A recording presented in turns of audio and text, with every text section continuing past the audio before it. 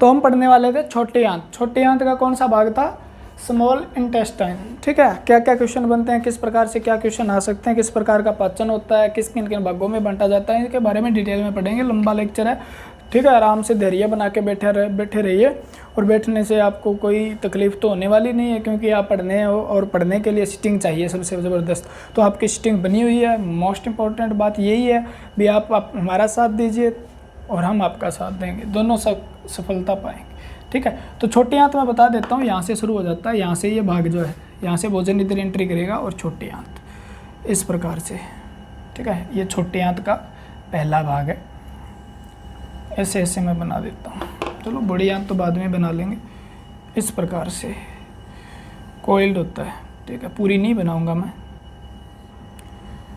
इस प्रकार से जुड़ जाता है जनाब आगे जाके किसी से। तो इसको क्या बोलते हैं हम? पूरे के पूरे भाग को बोलते हैं छोटी आंत। ठीक है, क्या है छोटी आंत? अब छोटी आंत जो है ना, मोस्ट इंपॉर्टेंट क्वेश्चन बनता है आपका, छोटी आंत की लेंथ कितनी है, यानी इसकी लंबाई कितनी है? सबसे इंपॉर्टेंट क्वेश्चन है इसका। 6 से 7 मीटर लिख लेना, और फिट में पूछे तो आप लिख लेना अप्रोक्सीमेट कितने फिट के बराबर होता है? 22 फिट। ठीक है, तो लेंथ इतनी है, क्लियर है। और ये जीआई ट्रैक यानी गैस्ट्रो इंटेस्टिनल ट्रैक है ना, जो उसका सबसे बड़ा भाग है, सबसे बड़ा भाग है, या सबसे लंबा भाग है, ये लिख लो, लेंथी पार्ट है। ठीक है, छोटी आंत को लंबा होने के बाद भी क्या कहा जाता है, छोटी क्यों कहा जाता है? तो मैं बता देता हूँ। इसका डायमीटर जो होता है ना, डायमीटर यानी जी इसका व्यास कम होता है जनाब। कितना होता है? 1.5 सेंटीमीटर।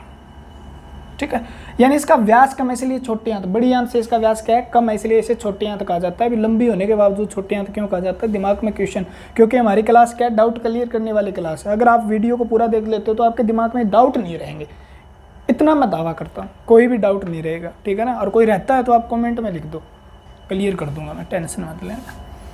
यानी छोटी आंत, यानी छोटी आंत आप ये कह सकते हो जीआई ट्रैक जो है, यानी भोजन नली है या फूड पाइप है, जो भोजन नली का वो भाग है जहां पर सभी प्रकार के पोषक तत्व, न्यूट्रिएंट व खनिज लवण तथा इनका पाचन हो जाता है। ये बात लिख लेना, ठीक है ना। यहाँ पर क्या हो जाता है, तो आप एक बात और भी याद रखो, कौन से भोजन नली के कौन से भाग में कंप्लीट डाइजेशन एंड एब्जॉर्प्शन हो जाता है, ठीक है ना।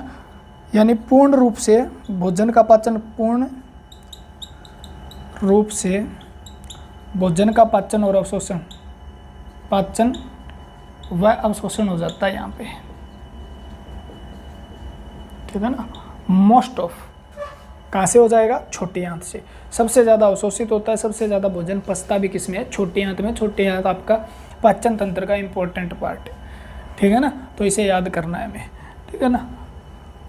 क्या कर लेता है यहाँ पे? मोस्ट ऑफ डाइजेशन और मोस्ट ऑफ एब्जॉर्प्शन कंप्लीट हो जाता है। यानी जीआई ट्रैक का वो भाग है जहाँ पर ज़्यादातर पाचन होता है और अवशोषण होता है, ठीक है। लंबा भाग है क्योंकि 6 से 7 मीटर है। लंबाई पूछे फीट में तो 22 फीट, ठीक है ना। और डायमीटर पूछे तो इसका कितना है? इतना है। अब छोटी आंत को भी आगे क्या किया जाता है? यहाँ पर अवशोषण भी होगा और पाचन भी होगा, दोनों बात याद रखना। लास्ट में कंप्लीट करा दूंगा किस किस प्रकार का अवशोषण होगा, क्या क्या होगा और किस प्रकार का पाचन होगा इस आंत के अंदर। इस छोटी आंत को 3 भागों में बांटा जा सकता है। लंबी है, 3 भागों में बांट दिया, कोई दिक्कत नहीं है। इसके कितने पार्ट बना दिए गए? 3, यानी एक को बोल दिया गया ड्यूडेनम। ड्यूडेनम को आप क्या बोलते हो? ग्रहणी बोल देते हो, कहीं पे तो ग्रहणी लिखा आता है हिंदी में, और कहीं पे क्या लिखा आता है? पक्वास्य। ठीक है ना।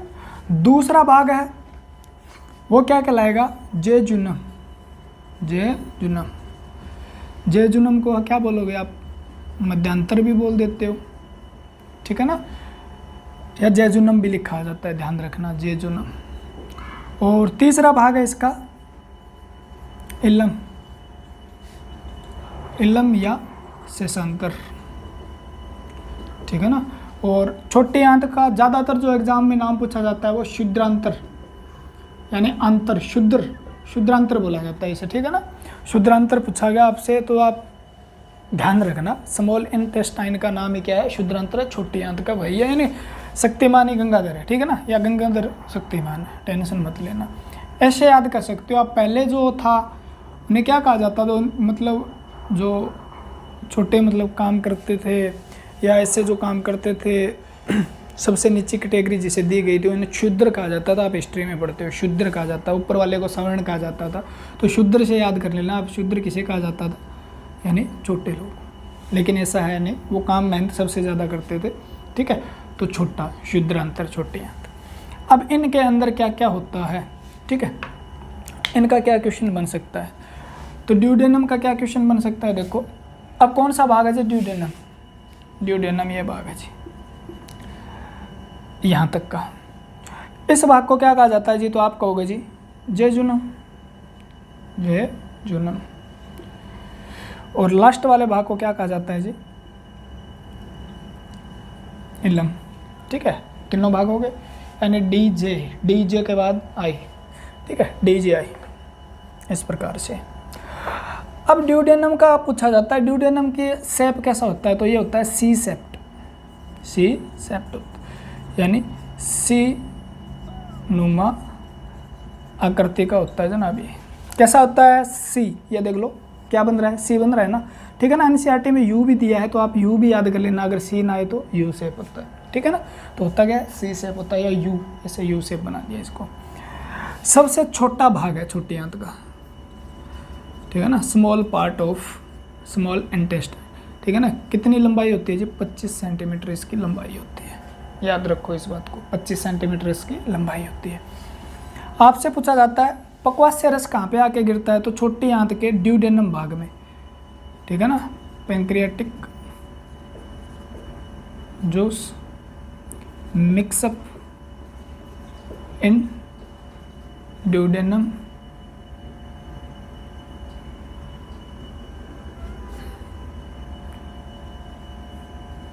ठीक है, यानी छोटी आंत के अंदर क्या होता है जी?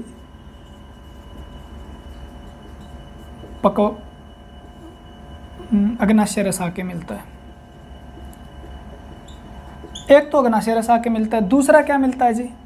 ठीक है ना। तो ये मैं लिख देता हूँ यहाँ पे सीधा, मिक्सअप क्या हो रहा है? पीतरस, यानी जो आपका बाइल जूस है ना वो भी यहाँ पर आके मिलता है, यानी बाइल जूस, पीतरस भोजन के साथ कहाँ पे आके मिलते हैं? तो छोटी आंत के किस भाग में? पक्वास्य या ग्रहणी के अंदर मिलते हैं, ठीक है ना। तो पक्वास्य या ग्रहणी या ड्यूडेनम जिसको बोल दिया जाता है, ठीक है। यहाँ पे मैंने एक बनाया था इस प्रकार से, यहाँ पे क्या होगा, ठीक है, एक बार इतना ही लिख लो आप। और यहाँ पे लीवर था, लीवर से होके इस प्रकार से एक लीवर पढ़ाया था, तब बताया था ना, कॉमन बाइल डक्ट आ रही है और ये पैंक्रियाटिक डक्ट हो गई, ठीक है। यहाँ पे स्पिंटर ऑफ पैंक्रियाटिक स्पिंटर भी पाए जाते हैं जनाब, ठीक है। यहाँ पे ऐसे वाल्व लगा होगा और यहाँ से आके रस मिल जाएगा यहाँ पे, ठीक है। तो छोटी आंत से जुड़ा होता है। पक्वास्य किस भाग से जुड़ा होता है? छोटी आंत से जुड़ा होता है। छोटी आंत के किस भाग से जुड़ा होता है? पक्वास्य से, ठीक है ना। अग्नाशय pancreas connected with small intestine, अग्नाशय छोटी आंत से जुड़ा होता है।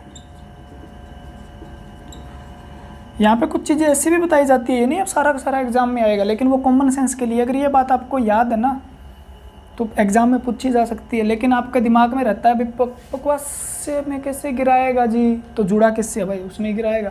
ये बात क्लियर, तो आगे वाले क्वेश्चन क्लियर, ठीक है। जेजुनम, यहाँ पर क्या होता है जी? यहाँ पर कोई खास पाचन नहीं होता, ठीक है। इसके अंदर कोई खास पाचन नहीं होता,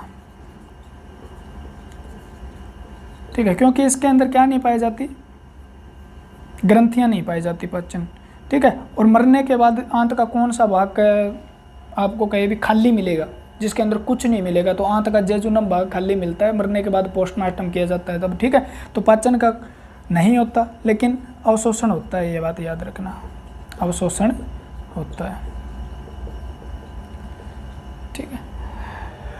तीसरा भाग आ गया इलम, जिसे हम शेषांतर यानी शेष की आंत जो, ठीक है ना, शेषांतर बोलते हैं। अब शेषांतर में क्या हो रहा है, तो शेषांतर का आपको आंसर याद रखना है, क्या याद रखना है, शेषांतर के अंदर बहुत ज़्यादा क्या पाई जाती है, शेषांतर में सबसे ज़्यादा क्या पाई जाती है, इंटेस्टिनल ग्लैंड फाउंड एयर, ठीक है ना, यानी अंतर ग्रंथियाँ पाई जाती है, यहाँ पे अंतर ग्रंथि पाई जाती है, ठीक है ना, अंतर ग्रंथियाँ यहाँ पे क्या है, पाई जाती है। और अंतर ग्रंथियों से क्या निकलता है, फिर अंतर रस निकलता है, ठीक है, इंटेस्टिनल जूस निकलता है, अंतर रस। और अंतर रस के अंदर क्या मिलते हैं जी, ये कितना स्त्रावित होता है, 6 से 7 लीटर दिन में स्त्रावित होता है, ठीक है, यानी अंतर ग्रंथियों से स्त्रावित हो रहा है अंतर रस, इंटेस्टाइनल जूस रस। और कितना निकल रहा है जी, 6 से 7 लीटर निकलता है दिन में भाई, 6 से 7। पीएच मान कितना होता है, 7.6 पीएच मान होता है, ठीक है ना। तो कैसा है ये, एल्कलाइन है, यानी ये कैसा है, बेसिक यानी क्षारीय है। अंत का पीएच मान कितना है, 7 से ऊपर है, तो ये क्या है, क्षारीय, आपको पता हो गया, ठीक है। ये भोजन को क्या रूप देगा, क्षारीय है, क्योंकि हमारे शरीर का पीएच मान है उसके नज़दीक ले जाने की कोशिश करेगा अंतर रस हमारे भोजन को, क्योंकि पहले तो पूरा का पूरा अम्लीय था, ठीक है। तो शेषांतर, और शेषांतर के अंदर एक सबसे इम्पोर्टेंट क्वेश्चन आता है विलाई, ठीक है ना, याद रखना है विलाई। विलाई क्या है, तो आप कहोगे जी एक फिंगर लाइक स्ट्रक्चर की एक क्या होती है, मांसपेशियाँ होती है, रीड्स यानी ये खुरदरे भाग होते हैं ऊपर निकले हुए, ठीक है ना। तो आप कह दो अंगुली नुमा संरचना, एक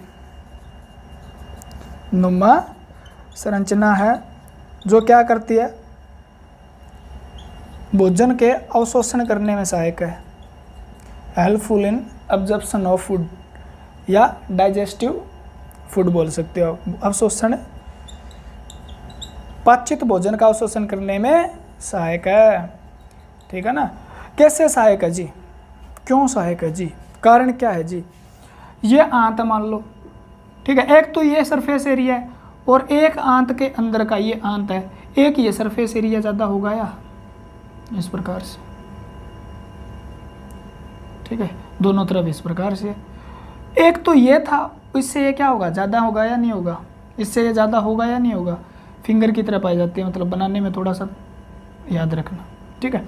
इसके अंदर ब्लड वेजल्स पाए जाते हैं ऐसे, ठीक है, जो रक्त आंत से क्या करेगी, अवशोषित करेगी, यानी ये सरफेस एरिया बहुत ज़्यादा क्या कर रही है, इसे पृष्ठीय क्षेत्रफल प्राप्त कर रही है, यानी ये आप लिख सकते हो इस बात को, विलाई क्या करती है, तो ये पृष्ठीय क्षेत्र बढ़ा देती है, ताकि आगे लिख लो यहाँ पे, ताकि ज़्यादा अवशोषण हो सके, जितना हो सके अवशोषित किया जा सके। कंप्लीट है क्या, ठीक है। इस प्रकार की संरचना को इसे क्या बोलेंगे, विलाई, क्या बोलेंगे, विलाई, ठीक है। किस प्रकार की उंगली जैसी संरचनाएं छोटी छोटी पाई जाती है, आप डायग्राम देखना, ठीक है ना, छोटे आंत का डायग्राम देख लेना, वहाँ पे थोड़ा सा और अच्छे से समझ में आ जाएगा। तो ये बात छोटी आंत की थी, छोटी आंत के अंदर क्या क्या पाचन हो रहा है, तो आप एक बार हेडलाइन डाल के बाद में लिख लीजिए, या आप यहाँ पे जगह छोड़ लीजिए, मैं साथ में करवा दूंगा, 2-3 चीज़ें हैं वो, ठीक है। शेषांतर यानी अंतर्ग्रंथियाँ अंतर रस का स्त्रावण करती है, और अंतर रस के अंदर कौन से एंजाइम पाए जाते हैं थोड़ा बाद में करवाऊंगा, दोबारा करवा दूंगा, कोई दिक्कत नहीं, देखते जाओ आप, बस खींच के रखो काम को, ठीक है। आप में स्टेमिना होना चाहिए पढ़ने का, नहीं तो कोई फ़ायदा नहीं है पढ़ने का। पढ़ने के लिए हमें क्या चाहिए, सबसे ज़्यादा क्या चाहिए जी, आप बता दो, हमें क्या पता क्या चाहिए, हम तो आपके शरण में आए हैं पढ़ने के लिए, तो आप बता दो, ये बात है क्या, मैं तो बता ही रहा हूँ, फिर पढ़ते जाओ, लेक्चर देखो अपने, साथ में शेयर भी कर दिया करो, और क्या कर दिया करो, ठीक है, लंबे लेक्चर रहेंगे आज के बाद, और ज़्यादा लंबे रहेंगे, ठीक है। 2 दिन में देख लिया करो, चाहे सिलेबस कंप्लीट करवा देता हूँ, क्योंकि ज्वाइनिंग होने के बाद पता नहीं क्या होगा, तो हो जाए जो भी, क्योंकि एडजस्ट होने में कुछ टाइम लग जाता है, 10-15 दिन नई जगह जाएंगे तो। अब बात आती है आपके लीवर की, और लीवर का लेक्चर, लीवर के बारे में मैं यहाँ पे कुछ नहीं बताऊंगा। इस प्रकार से बाइलोब्ड होता है, लेकिन कुछ बताऊंगा वो चीज़। यहाँ से एक डक्ट आती है, लेफ्ट हेप्टिक बाइल डक्ट आती है, और इसमें मिल जाती है, और ये कॉमन बाइल डक्ट हो जाती है मान लो, ठीक है। और ये मिल जाती है फिर आपके इस वाले स्ट्रक्चर में, और ये चीज़ में मैं करवा चुका हूँ, आप देख लेना चाहे। एंडोक्राइन सिस्टम के अंदर पेंक्रियाज के बारे में वो चीज़ बता चुका हूँ जो एंडोक्राइन से संबंधित थी, ठीक है ना। ये यहाँ के आके जुड़ जाती है मान लो इस प्रकार से, और ये आगे ये छोटी आंत का भाग है, ऊपर से आ रहा है, यहाँ से मैंने बनाया नहीं है, ये छोटी आंत है। इसका नाम क्या है जी? पक्वाशय। और यहाँ पे इस प्रकार की सेल पाए जाते हैं, ठीक है। इसका नाम है गैल ब्लैडर यानी पित्ताशय। इसका नाम क्या है? पित्ताशय है। इसका कॉमन बाइल डक्ट होता है, ठीक है। आपको लेकिन इतना याद रखना है, यहाँ से क्या स्त्रावित हो रहा है? पीतरस स्त्रावित हो रहा है। यहाँ से स्त्रावित होकर यहाँ पे आ रहा है, ये इधर से ओके, और ये यहाँ पे इकट्ठा हो रहा है। इधर से आ रहा है आपका, इधर तो अग्नाशय रस, और इधर से पीतरस आ रहा है, पीतरस। दोनों चले मिलने के लिए, ठीक है ना। आप भी अपने फ्रेंड के साथ दूसरे फ्रेंड से मिलने जाते हो, यहाँ आएगा, यहाँ पे आपका भोजन है, भोजन, ठीक है ना, जो आप खाए हो, इसके ऊपर दोनों आके एक्ट करेंगे, ठीक है ना। क्या करेंगे? एक्ट करेंगे, ठीक है। और काम करेंगे इसके ऊपर, तो किस प्रकार से काम करेंगे, कैसे कैसे आगे बढ़ते हैं देखो जनाब, ठीक है। लीवर का क्या काम है? ठीक है, छोटी आंत का ही पार्ट है, मान लो छोटी आंत से जुड़ा हुआ है, तो उसके अंदर ही लिखना है इस बात को, ठीक है। तो लीवर का क्या काम है? लीवर क्या करता है जी? बाइल जूस का निर्माण करता है। किसका निर्माण करता है? बाइल जूस, यानी पित्त रस का निर्माण करता है। पित्त रस का निर्माण करता है, ये बात याद रखना है आपको, ठीक है ना। जैसे उसने पीतरस का निर्माण किया, इंपॉर्टेंट है पीतरस, ठीक है ना। पीतरस में क्या पाया जाता है, ये बात मैं पढ़ा चुका हूँ मेरे हिसाब से, ठीक है ना। आप लीवर वाला लेक्चर देख लेना पीछे जाके, तो इसके मैं यहाँ पे कुछ डिस्कशन नहीं करूँगा, ठीक है। पीतरस से स्त्रावित करके ये किसके माध्यम से डाल रहा है? यानी लीवर से जुड़ा हुआ है। फिर एक आपका गैल ब्लैडर, क्या जुड़ा हुआ है? गैल ब्लैडर जुड़ा हुआ है, यानी पित्ताशय से जुड़ा हुआ है, ठीक है। किस माध्यम से जुड़ा हुआ है? यानी इस प्रकार से एक नलिका से जुड़ा हुआ है, जिसका नाम है hepatic bile duct, bile duct के माध्यम से, यानी लीवर की जो पित्त नलिका है उसके माध्यम से जुड़ा हुआ है। गैल ब्लैडर के अंदर क्या आ गया? अब आपका पीतरस आ गया, इसने तो निर्माण कर दिया, निर्माण करके स्त्रावित करके कहाँ भेज दिया? गैल ब्लैडर में। यह क्या करता है? स्टोरेज ऑफ, या आप लिख लो temporary storage of bile juice. ये क्वेश्चन आपके क्लियर हो जाएंगे। इसके बाद दिमाग, पीत रस का निर्माण कौन करता है? लीवर करता है। कहाँ पे स्टोर हो रहा है? पित्ताशय में, ठीक है ना। यानी पीत रस का आंशिक रूप से संग्रह करता है, भंडारण करता है, ठीक है। यही काम है आपका गैल ब्लैडर का। गैल ब्लैडर कहाँ स्थित होता है? तो लीवर की मांसपेशियों के अंदर धसा हुआ होता है, ठीक है। गैल ब्लैडर का काम क्या है? पीतरस का क्या करना? पीतरस को इकट्ठा करना। एक ही काम है इसका, पीतरस को इकट्ठा करना। पीतरस में कोलेस्ट्रॉल की मात्रा अगर अधिक हो जाए, ठीक है ना, पीतरस में कोलेस्ट्रॉल की मात्रा अधिक हो जाए तो आपको पता होना चाहिए जनाब, क्या कर देता है? पीतरस के अंदर स्टोन हो जाती है आपकी पीत की थैली में पथरी। सुना है क्या आपने? गैल स्टोन सुना है ना, वो कोलेस्ट्रॉल के कारण होती है। किडनी में कैल्शियम ऑक्सोलेट के कारण होती है, ठीक है। तो ये पित्ताशय क्या करेगा फिर, ठीक है ना, पीतरस का स्त्रावन कर दिया। पीतरस क्या है, क्या करेगा, मैं बता दूंगा, टेंशन मत लेना। और पीतरस आगे जुड़ा होता है किससे, पैंक्रियाटिक, पीतरस आगे जुड़ा होता है, आप मान के चलो, अग्नाशय से, पैंक्रियाज से, किस डक्ट के माध्यम से जुड़ा होता है, तो आप लिख लो यहाँ पे पैंक्रियाटिक डक्ट, यानी अग्नाशय नलिका के द्वारा। और आगे जाके ये दो नलिका इकट्ठी हो जाती है, यहाँ से एक पीतरस की और एक पैंक्रियाज की। तो इस प्रकार से ये आगे क्या कहलाती है, पैंक्रियाटिक, गैल पैंक्रियाटिक डक्ट कहलाती है। तो इसको बस इतना याद रखो आप जो। और ये जुड़ी होती है आगे छोटी आंत से, ठीक है। और छोटी आंत में भोजन आएगा, उसमें क्या मिलेगा फिर, यहाँ पे अग्नाशय रस मिलेगा भोजन के साथ, अग्नाशय रस मिलेगा, और भोजन के साथ क्या मिलेगा, पीतरस मिलेगा, ठीक है। और इस भोजन के साथ में ये दोनों रस है, तो इसे भोजन को कहा जाता है आपके काइम, क्या कहा जाता है, काइम। और कौन सा काइम है, एसिडिक काइम है, यानी अम्लीय काइम है, अम्लीय काइम है। तो काइम क्या है, कुछ नहीं है, भोजन के साथ कुछ एंजाइम और रस के साथ है, ठीक है ना। और ये भी बताता जाऊंगा मैं आगे चल के। यानी पीतरस काम क्या करता है जी, अब पीतरस के बारे में समझते हैं। ये देखो यहाँ से आया, लीवर ने निर्माण किया, ये आपका लीवर है, कितना प्यारा प्यारा लीवर है, बहुत बढ़िया बढ़िया क्वेश्चन बताए थे, 2 लेक्चर में कंप्लीट किया हुआ है, एक एक क्वेश्चन निकाल के दिया था वहाँ से, इस प्रकार से। और ये को यहाँ पे आ गया, ठीक है ना। अब ये पित्ताशय स्टोर किया, स्टोर करने के बाद इस रास्ते से भेज दिया, इधर से अग्नाशय रस आ रहा है, इधर से पीतरस आ रहा है, दोनों मिलके यहाँ पर भोजन के साथ मिल रहे हैं। अब ये दोनों भोजन के साथ हैं, तो उस भोजन को क्या बोला हमने, कायम बोल दिया, क्या बोल दिया, कायम बोल दिया, ठीक है। और ये पीतरस क्या करेगा, अग्नाशय रस क्या करेगा, ये तो समझने ही वाले हैं। मिला कैसे, आया कैसे, कहाँ से आया, ये दिमाग में क्वेश्चन क्लियर हो तो फिर बाद में रट्टे मारने नहीं पड़ते। और जो हमारा लेक्चर देखता है ना भाई, याद करता है पेपर क्लियर होने के बाद, ठीक है। गालियाँ नहीं देता कोई भी यहाँ पे, ठीक है, क्योंकि पढ़ाते हैं, टाइम लगता है, लेकिन पढ़ाते हैं सॉलिड, जो पढ़ाएंगे सॉलिड पढ़ाएंगे, बिल्कुल मज़े से, आप साथ दो बस, ठीक है। समझदार हो, नौकरी लगने के बाद इज्जत बहुत बन जाती है समाज में, ठीक है। कोई भी आप कितने पढ़े हो ये मैटर नहीं करता, लेकिन आप नौकरी लग गए ना तो ये कहा जाएगा हमारा लड़का पढ़ता बहुत था, अरे हमें तो पता ही था आप कामयाब हो जाओगे, ठीक है। तो पीतरस का काम क्या है, पीतरस का pH मान होता है 7.7, ये भी चेक करवा चुका हूँ मैं लीवर वाले में।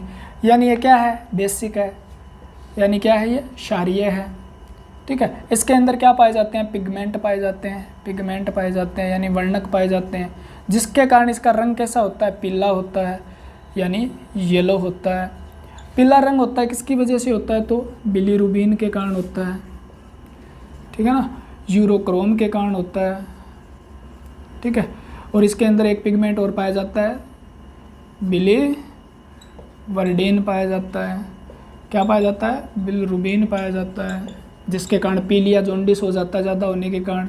यूरोक्रोम जो पेशाब जो होता है हमारा, यानी यूरिन होता है, मूत्र होता है, उसका पीला रंग बनाता है, बिलीवर्डेन पाया जाता है।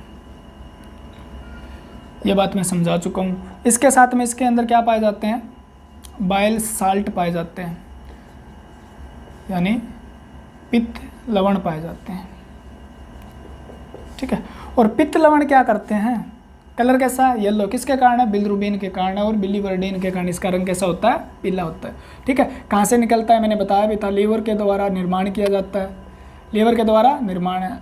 संग्रह कहाँ पे होता है जी, तो आप कहोगे जी पित्ताशय में होता है। अरे रिवीजन भी करवा रहा हूँ साथ साथ, ऐसा मास्टर नहीं मिलेगा जल्दी से। ये क्या करता है, बाइल साल्ट जो होते हैं इसमें, सोडियम वगैरह, सोडियम बाइकार्बोनेट, सोडियम ट्राइकोलेट, ठीक है, वो क्या करते हैं, वो याद तो नहीं करने, लेकिन वो लवण होते हैं, वो काम क्या करते हैं, ठीक है ना। इसके अंदर फॉस्फोलिपिड भी पाया जाता है, जो इसको जमने नहीं देता, और वो उसकी कमी हो जाए ना फॉस्फोलिपिड की, तो आपको पथरी होती है, ठीक है। ये करता है जी एमल्सिफिकेशन ऑफ फैट, ठीक है, यानी वसा का पायशीकरण करता है। क्या करता है? वसा का पायशीकरण। तो इसका मतलब क्या है? Physically breakdown of fat, breakdown of fat, यानी वसा का भौतिक विभाजन। यानी फैट जो होता है वो क्या पाया जाता है? बड़े बड़े टुकड़ों में पाया जाता है, ठीक है। यानी ये कॉम्प्लेक्स फॉर्म में होता है। तो आने के बाद ये ग्लिसरॉल वगैरह फैट जो होते हैं ना, उसको क्या करेगा? जैसे ये टुकड़ा है, ठीक है, इस टुकड़े को क्या कर देगा? छोटे छोटे भागों में तोड़ देगा पीतरस। ऐसे ऐसे छोटे छोटे टुकड़े हो गए, ऐसे ऐसे ऐसे ऐसे ये छोटे टुकड़े हो गए। क्यों तोड़ा? तोड़ा इसलिए क्योंकि अब जो अग्नाशय से कुछ एंजाइम आएंगे वो इसके ऊपर ज़्यादा क्या कर सके? ज़्यादा इसका पृष्ठीय क्षेत्रफल बढ़ सके। एक तो आप कभी भी देखते हो, फिजिक्स में पढ़ते होंगे आप, किसी भी पदार्थ को तोड़ा जाता है तो पहले से उसका पृष्ठीय क्षेत्रफल बढ़ जाता है। आप घर पे जाके ट्राई कर लेना कोई चीज़ को तोड़ना। एक तो पहले तोड़ा था, मान लो एक आपने इसको मार्कर को तोड़ दिया, मैं छोटा सा एग्जांपल दूं, मार्कर को तोड़ दिया, अब इसका सरफेस यानी पृष्ठीय जो क्षेत्रफल है वो ऐसे ही मापते हैं ना, ऊपर ऊपर का पृष्ठ का क्षेत्रफल ले लिया आपने, यानी जो सरफेस एरिया है। अब इसको मैं तोड़ दूं, मान लो, तोड़ने के बाद आप बताओ इन दोनों टुकड़ों का कैसे बढ़ेगा? कैसे बढ़ेगा जी? अरे ये वाली जगह है, यानी इस मार्कर को मैंने तोड़ दिया, अब ये वाली जगह पहले ही थी इसके अंदर, लेकिन अब इधर वाली एक फालतू इसके साथ होगी, एक फालतू इसके साथ होगी, यानी ये चीज़ फालतू होगी ना, एक तो पहले था लेकिन एक फालतू होगी ना। समझ सकते हो आप इस बात को, ठीक है ना।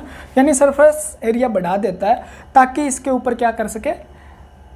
अग्नाशय रस से आने वाले एंजाइम क्या करे? अच्छे से काम करके इसका डाइजेशन कर सके, इसका पाचन कर सके, ठीक है। तो वसा का भौतिक विभाजन क्या कहता है? वसा का पायशीकरण कहलाता है। करता कौन है जी? इमल्सिफिकेशन, बाइल साल्ट करते हैं, ठीक है ना। और बाइल साल्ट किसका हिस्सा है जी? सॉरी पिगमेंट लिख दिया क्या हमें? बाइल साल्ट किसका हिस्सा है जी?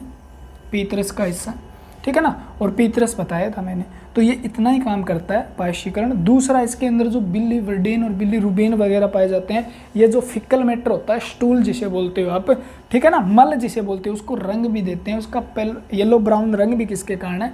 इन्हीं के कारण है, बिलीरुबिन के कारण, यूरोक्रोम के कारण होता है, ठीक है ना। स्टूल जो मल होता है उसका पीला रंग भी इसी के कारण होता है, क्योंकि इसके अंदर क्या है? बिलीवर्डेन और बिलीरुबिन भी है। क्लियर हुई बात क्या?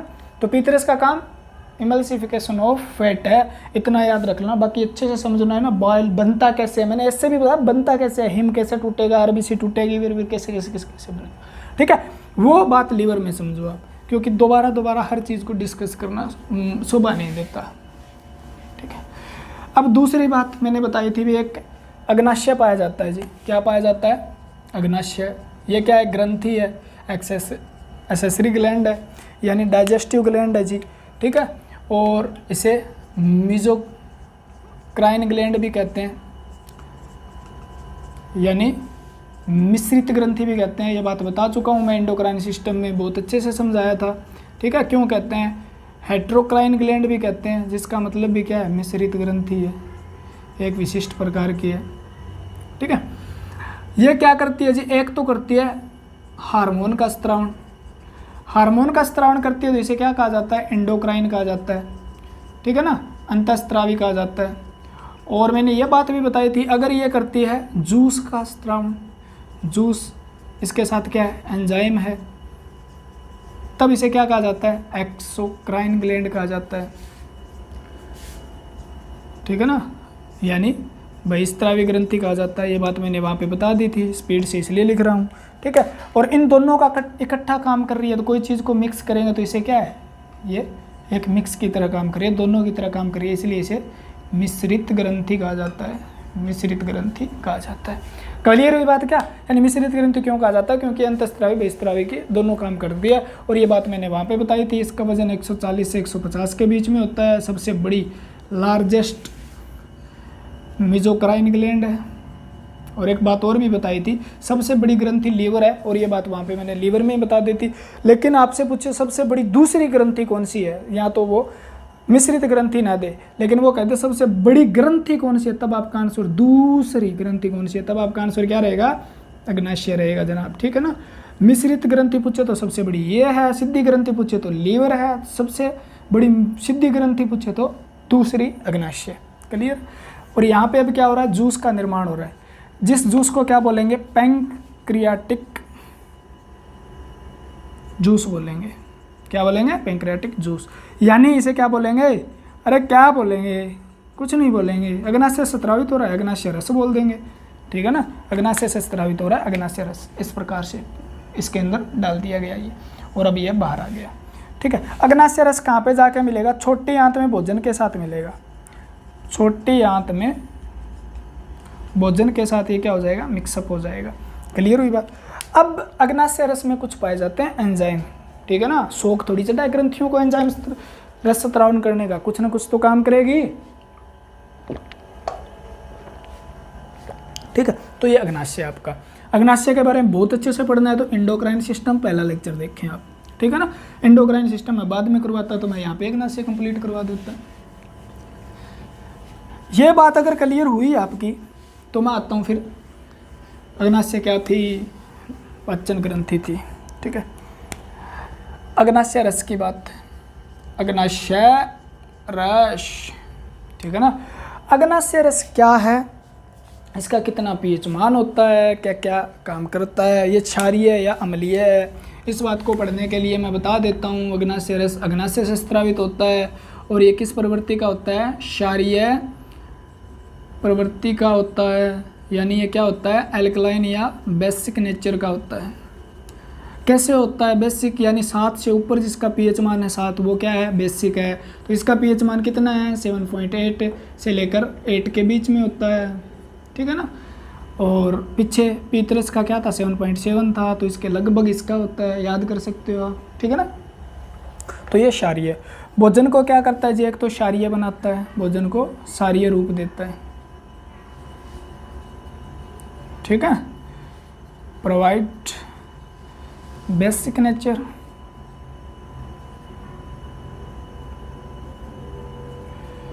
ठीक है ना। कौन सी प्रकृति देता है? ये क्षारीय देता है, ठीक है। उसके बाद इसके अंदर पाए जाते हैं कुछ एंजाइम। क्या पाए जाते हैं? एंजाइम। एंजाइम को एंजाइम ही बोलते हैं, लेकिन हिंदी में इसका एग्जैक्ट मीनिंग देखें तो किण्वक होता है। किण्वक लिख लेना, कहीं पे आ भी जाए तो किण्वक होता है। इसके अंदर एंजाइम कौन कौन से पाए जाते हैं? Very very important. एक तो पाया जाता है ट्रिप्सिन। कौन सा एंजाइम है? ट्रिप्सिन। दूसरा पाया जाता है पैंक्रियाटिक, फिर आ गया, देखो वही आ गया, पैंक्रियाटिक लाइपेज। कौन सा? Pancreatic lipase. पैंक्रियाटिक लाइपेज क्या करेगा जनाब, ठीक है ना। और एक कौन सा इसके अंदर, तो आपको लिखना है पैंक्रियाटिक, ठीक है ना। यानी 3 एंजाइम है इसके अंदर। कितने एंजाइम है? 3 एंजाइम। ट्रिप्सिन लिखो आप, ट्रिप्सिन, वाह जी वाह, ये फिर आ गया, मैंने फिर बताया था, इस नाम से आएगा, वो प्रोटीन का पाचन करेगा। लाइपेज आपको बताया था, लाइपेज एकमात्र एंजाइम है जो क्या करता है? फैट का पाचन करता है। तो ये क्या करता है? वसा का, चाहे वो पैंक्रियाटिक हो, चाहे वो चाहे वो गैस्ट्रिक लाइपेज हो, चाहे वो इंटेस्टिनल लाइपेज हो, ठीक है। तो लाइपेज ये क्या करेगा? अब पॉलीपेप्टाइड में बदला गया था, वहाँ पे प्रोटीन को पीछे आपने पढ़ा तो पेप्टाइन में बदला गया था, पेप्टाइड में बदला गया था। तो ये पेप्टाइड पॉलीपेप्टाइड को क्या करेगा? कुछ बच गया प्रोटीन, उसका पाचन करेगा। तो यहाँ पे आप एक ही बात लिख सकते हो, प्रोटीन का पाचन करता है, ये प्रोटीन का पाचन करता है, ठीक है ना। पॉलीपेप्टाइड पेप्टाइड को किसमें बदल देगा? ये अमीनो एसिड बस, ठीक है ना, अमीनो अम्ल में बदलने का काम करेगा, ठीक है ना। तो ट्रिप्सिन क्या कर रहा है? अरे पीछे पेप्सिन था, यहाँ पे ट्रिप्सिन है, दिक्कत क्या है, ठीक है ना। तो पेंक्रियाज, यानी ये शब्द आ जाए ना जहाँ पे प्रोटीन का पाचन करेगा एंजाइम, बस याद करने वाली कोई बात ही नहीं थी, रट्टा मार। लाइपेज यानी अग्नाशय लाइपेज क्या करेगा? तो मैंने बताया था, फैट को तोड़ तो किसने दिया? ब्रेक डाउन, फिजिकल कर दिया। ये केमिकल ब्रेक डाउन करके उसको ग्लिसरॉल फैटी एसिड में बदल देगा। तो ये किसका पाचन करेगा? फैट, यानी फैट का डाइजेशन, वसा का पाचन करेगा। और वसा का पाचन करने के बाद देखो ये किसमें बदल देगा वसा को? या तो ये ग्लिसरॉल या फैटी एसिड यानी वसीय अम्ल में बदल देगा, ग्लिसरॉल, ठीक है ना। और ये दोनों कंपोनेंट किसके हैं, तो फैट के हैं। ग्लिसरॉल मैंने बताया भी था, ये ग्लिसरॉल इसकी इस प्रकार से फैट छिपा होता है, ठीक है ना, ठीक है। और ये क्या है, ग्लिसरॉल, तो इनको तोड़ देगा, फैट को अलग कर देगा और फैटी एसिड को अलग कर देगा और ग्लिसरॉल को अलग कर देगा, ठीक है। एमाइलाइज क्या करेगा, तो एमाइलाइज पीछे क्या कर रहा था, मैंने बताया था वहाँ पे लार में, याद करो लार के अंदर क्या था, सलीवरी, ठीक है ना, सलाइवरी एमाइलेज, जिसे क्या कहा गया था, टाइलिन कहा गया था। तो यहाँ पे क्या पैंक्रियाटिक एमाइलेज है, तो नाम तो एमाइलेज ही है ना, करेगा क्या करेगा, एक ही बात है, कार्बोहाइड्रेट का पाचन करेगा। कार्बोहाइड्रेट की जगह कार्बोहाइड्रेट लिख लो, शर्करा लिख लो, एक ही बात है, गंगाधर शक्तिमान है। शर्करा को किस में बदल देगा जी, ये ग्लूकोज में, यानी इसके छोटे रूप में चला जाएगा ताकि अवशोषित हो चुके, यानी यहाँ पे कुछ ग्लूकोज मिली, ठीक है ना, कुछ फैटी एसिड मिला, कुछ ग्लिसरॉल मिला, कुछ यहाँ से क्या मिला, अमीनो एसिड मिले हमें, ठीक है ना। तो ये पैंक्रियाटिक जूस का काम है, जिसके अंदर एंजाइम पाए जाते हैं। पीएच मान क्या होता है, ये एंजाइम कहाँ पाए जाते हैं, क्वेश्चन यहाँ से पूछा जाता है। यहाँ से सबसे इम्पोर्टेंट ये है, ठीक है, लाइपेज तो सभी जगह पाया जाता है ना, ठीक है। तो इम्पोर्टेंट क्या है, ट्रिप्सिन एंजाइम किस जूस में पाया जाता है, अग्नाशय रस में, ठीक है ना, किस में पाया जाता है, अग्नाशय में। और ये एमाइलेज तो सलेवा में भी था, लाइपेज ये भी था, तो आपको याद करना है, बात कंप्लीट हुई, रट्टे नहीं मारने हैं, समझ में आई बात। ट्रिप्सिन यानी ये शब्द याद करो, प्रोटीन से रिलेटेड है। लाइपेज से याद करो आप, लाइपेज लिपिड, और लिपिड को क्या कहा जाता है, फैट कहा जाता है।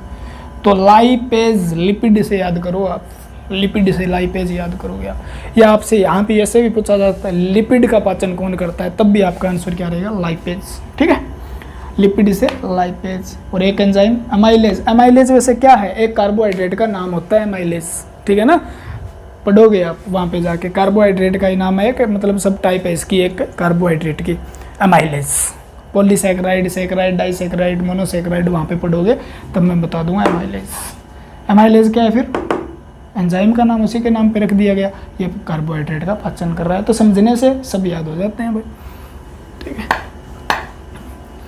अब भोजन छोटी आंत से किस में गया जी, छोटी आंत के दूसरे भाग में गया, वहां पे पाचन हुआ नहीं, कौन से भाग में गया, ठीक है ना। पक्वाशय में क्या हुआ, पक्वाशय में तो खतरनाक काम हुए थे। पक्वाशय में क्या हुआ था, पक्वाशय में तो एक तो पीत रस मिला था और दूसरा इसके साथ है अग्नाशय रस मिला था, और इन्होंने कर दिया खतरनाक काम, यानी भोजन का बहुत कुछ पचा दिया इन्होंने। अब पक्वाशय से किस में जाएगा, मैंने भाग बताया था, पक्वाशय के बाद आता है आपका मध्यांतर, और मध्यांतर के बाद कौन सा आएगा, शेषांतर, ठीक है ना। मध्यांतर में कोई भी पाचन नहीं होगा, अवशोषण होगा, अवशोषण वहाँ पे भी हो रहा है, यहाँ पे भी पाचन हो रहा है, अवशोषण भी हो रहा है, ठीक है ना, लिख लेना। शेषांतर में पाई जाती है ज़्यादातर आंतर ग्रंथियाँ और अंतर ग्रंथियाँ, ठीक है, इसमें कुछ भी नहीं है। अंतर ग्रंथियाँ यानी इंटेस्टिनल ग्लैंड, और वो क्या करती है जी, पाचन करती है, किसका पाचन करती है, भोजन का, और क्या आपका थोड़ी करेगी, भोजन का ही तो करेगी ना। यानी वो भोजन का पाचन किस प्रकार से करती है, देखो, आंतर ग्रंथियाँ पाई जाती है जहाँ से स्रावित होता है आंतर रस, इंटेस्टिनल जूस, और आंतर रस स्रावित होता है दिन में 6 से 7 लीटर, एक दिन में स्रावित होता है, ठीक है ना। पीएच वैल्यू मैंने फिर बताई थी, इसकी पीएच वैल्यू क्या थी, अरे बोल जो, क्या बताई थी भाई, पीछे याद करो, 7.6 इसकी पीएच वैल्यू होती है। कैसे नेचर का आंतर रस, अब थोड़ी देर में तो बताया था यार, 7 से ऊपर होगा उसे क्या बोलेंगे, बेसिक बोलेंगे, यानी क्षारीय बोलेंगे। भोजन को क्षारीय बनाएगा ताकि बड़ी आंत में जाकर ये हमारे शरीर को नुकसान ना पहुंचा सके। अंतररस में क्या पाई जाती है, अंतर्ग्रंथि अंतररस का स्त्रावण करती है, और अंतररस में पाए जाते हैं एंजाइम। अंतररस में क्या पाए जाते हैं, एंजाइम, एंजाइम पाए जाते हैं। तो और यहाँ पे पढ़ क्या रहे हैं हम, सारी बात एंजाइम पे ही तो थी, ठीक है ना। छोटी आंत में पाए जाते हैं, आंतर रस में क्या पाया जाता है, तो अरे एंजाइम, और एंजाइम कौन कौन से है जी? ठीक है ना, एंजाइम कौन कौन से हैं? कुछ भी नहीं है, जो कार्बोहाइड्रेट का नेम है उनके नाम पे कुछ एंजाइमों का नाम रखा गया है। एक तो मैं बता दूं, लैक्टेज, अरे लैक्टेज, लाइपेज, अरे वो आ गया लाइपेज, फिर क्या है लाइपेज? बार बार आ रहा है, जगह जगह लाइपेज आ रहा है, ठीक है। माल्टेज, अब याद करना मुश्किल नहीं है, आप जैसे चैप्टर पढ़ोगे। सुक्रेज, सुक्रेज, और रेप्सिन, रेप्सिन। देखो देखो, एक बात काम आ रही है हर जगह, आपको पता ही हो गया होगा फिर तो, ठीक है। ये एंजाइम कहाँ पाए जाते हैं? तो आपको आंसर क्या देना होगा? छोटी आंत के अंदर पाए जाते हैं। अरे लैक्टेज किसका पाचन करेगा? कार्बोहाइड्रेट का एक रूप होता है लैक्टोज, ठीक है ना। कहाँ पाई जाती है? अरे दूध में तो पाई जाती है, याद है क्या? कौन सी शर्करा पाई जाती है दूध में? लैक्टोज पाई जाती है, उसका पाचन करेगा ये। कौन करेगा? लैक्टेज। कौन करेगा? लैक्टेज। ये लैक्टेज को किस में बदल देगा? ग्लूकोज में कन्वर्ट कर देगा जी, यानी पूर्ण पाचन हो गया कार्बोहाइड्रेट, ठीक है ना। इन कार्बोहाइड्रेट अलग अलग प्रकार के कार्बोहाइड्रेट लेते हो। दूध लिया आपने, यानी आपने दूध लिया तो आपने लैक्टेज ली, वो आगे जाके कहाँ पच गई? छोटी आंत में लैक्टेज एंजाइम से। लाइपेज, अरे वसा, पूर्ण पाचन कर देगा वसा का। क्या कर देगा? वसा का। लास्ट में जो बची हुई वसा थी उसको क्या कहे? वसीय अम्ल में बदल देगा। वसीय अम्ल यानी फैटी एसिड और ग्लिसरॉय, अलग अलग कर दिया बिल्कुल, ग्लिसरॉय में कन्वर्ट कर देगा ताकि भोजन दो शरीर द्वारा अवशोषित की जा सके। माल्टेज, माल्टोज शर्करा होती है, उसका पाचन करेगा। माल्टोज सुनिए आपने, माल्ट शुगर, बीजों की शर्करा किसे कहा जाता है? अरे यही तो माल्टोज है, यानी बीज आपने खाए तो उसमें माल्टोज ली, माल्टोज किस में बदल जाएगी? ग्लूकोज में, और आपके शरीर में जाएगी ग्लूकोज। सुक्रेज, सुक्रोज आपने सुना होगा। कैन शुगर किसे कहा जाता है? शुगर केन, ठीक है ना। गन्ने की शुगर किसे कहा जाता है? तो आपका आंसर क्या रहता है? सुक्रोज को कहा जाता है जी। सुक्रोज गन्ने में क्या पाया जाता है? कौन सी शर्करा? सुक्रोज। गन्ने की शर्करा किसे कहा जाता है? सुक्रोज। टेबल शुगर को क्या कहा जाता है? यानी चीनी आपकी किससे बनी होती है? सुक्रोज। तो सुक्रोज क्या है? कार्बोहाइड्रेट। कार्बोहाइड्रेट का पाचन होने के बाद क्या बदल जाएगा ये? अरे सो मत, लंबा हो गया क्या लेक्चर? सुक्रोज में, ठीक है। इरेप्सिन, अरे वही आ गया सीन, यानी इसका है सीन। क्या सीन? प्रोटीन का पाचन करना। प्रोटीन को किसमें बदल देना? बचा हुआ पॉलीपेप्टाइड, पेप्टाइड वगैरह जो भी था उसको बचा हुआ सबका तहस नहस यहाँ पे हो जाएगा। सबका पाचन कौन कर देगा? इरेप्सिन। इरेप्सिन क्या कर देगा? प्रोटीन को लास्ट में एमिनो अम्ल में बदल देगा। अब भोजन का हो गया, अंतर्रस्य भोजन का हो गया पूर्ण पाचन। यानी पूर्ण पाचन कहाँ पे समाप्त हो रहा है? छोटी आंत में। और छोटी आंत में कौन कर रहा है? तो अंतर्रस कर रही है जनाब, ठीक है ना। अंतर ग्रंथियों द्वारा अंतरस स्रावित होता है, अंतरस, ठीक है ना। ऐसे याद कर लेना, लेला मा सुई, याद ना रही तो, ठीक है ना। लेला मा सुई, लेला मा सुई, ठीक है। यानी लाइपेज है लेला मा सुई, लेला मा सुई। यानी कोई भी छोटी लड़की है, जैसे मान लो आपके गली से गुजर रही है, गांव में रहते हो आप, वो सुई बेचने नहीं आती, सुई ले, धागा ले वगैरह वगैरह करके आते हैं, ठीक है। मैं भी तो गांव से ही हूँ। तो छोटी बच्ची माँ से क्या कहती है? लेला माँ सुई। अरे कपड़े सिलने के लिए काम आएगी तो वो क्या कहेगी? लेला माँ सुई, छोटी लड़की कहते। तो लेला माँ सुई क्या है?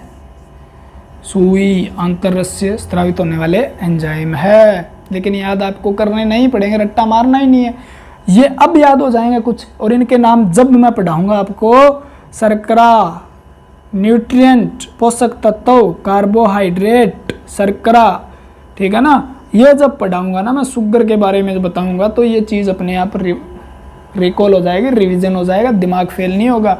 माल्टोज शुगर है, ठीक है ना, फैट क्या है, सुक्रोज शुगर है, ठीक है, लैक्टोज शुगर है, ये शुगर के प्रकार ही हैं, ठीक है। कौन सी पॉलीसेकेराइड है, कौन सी डाइसेकेराइड, ये क्वेश्चन पूछा जाता है आपसे, तो वहाँ कर रही हूँ। अब आंत रस बात खत्म, छोटी आंत का काम खत्म, ठीक है। अब छोटी आंत का काम हुआ खत्म, छोटी आंत के बाद भोजन जाएगा बड़ी आंत में, ठीक है। और बड़ी आंत क्या है, देखो, लार्ज इंटेस्टाइन यानी बड़ी आंत, और इसे बोला जाता है वृद्धंतर भी, वृद्धंतर, ठीक है ना। वृद्धंतर किसे कहा जाता है, वृद्ध यानी बड़ा, अंतर बड़ी, ठीक है ना, वृद्धंतर बड़ी आंत। इसकी लंबाई होती है 1.5 मीटर जनाब। नाम तो बड़ी आंत है लेकिन लंबाई कितनी है, 1.5 मीटर। लंबाई कितनी है, 1.5 मीटर लंबाई है इसकी।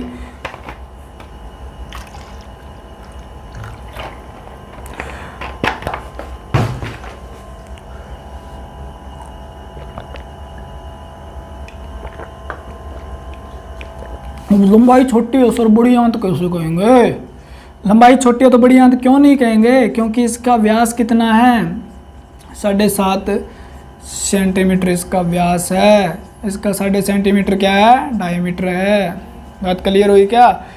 ठीक है। इसके अंदर पाचन नहीं होता, लिख लो। बड़ी आंत के अंदर क्या नहीं होता, पाचन क्रिया नहीं होती, ठीक है ना, पाचन क्रिया नहीं होती, लेकिन अवशोषण होता है जनाब, ठीक है ना।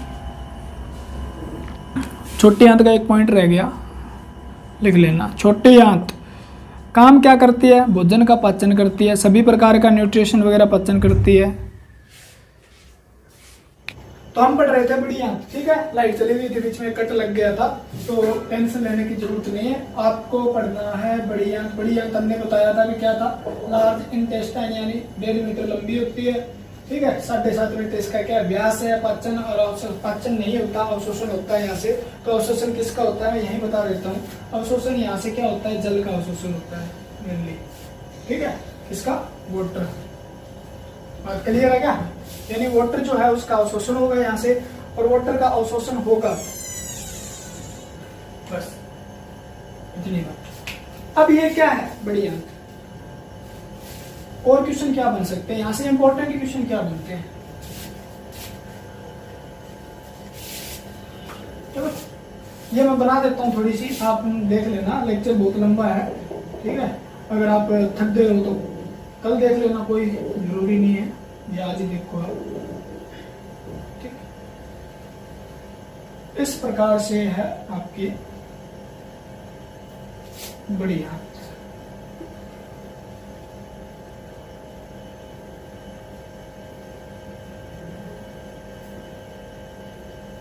ऐसे नजर आएगी, यहां से इस प्रकार से मुड़ी होती है, इसके बीच में से। और यहां पर होता है छोटी आंत का लास्ट भाग, जिसका नाम क्या था, इलम। और वो जुड़ा होता है इससे क्या, स्फिंक्टर से, ठीक है। इसे कौन सा बोलते हैं हमें नहीं पता, अब पता हो तो बताऊंगा ना। इसे बोलते हैं सिक्कम, बड़ी आंत का भाग है। सिप्पम जो है इसके नीचे होती है अपेंडिक्स, अपेंडिक्स, ठीक है। बम्मी फोर्मिक्स भी बोल देते हैं इसको, अपेंडिक्स, ठीक है। सुना होगा आपने अपेंडिक्स के बारे में। छोटी आंत का ये भाग है, इसको बोला जाता है असेंडिंग कोलन, यानी आरोही कोलन, ठीक है। आंत को कोलन के भागों में बांटा जाता है। इस भाग को बोला जाता है ट्रांसवर्ज कोलन,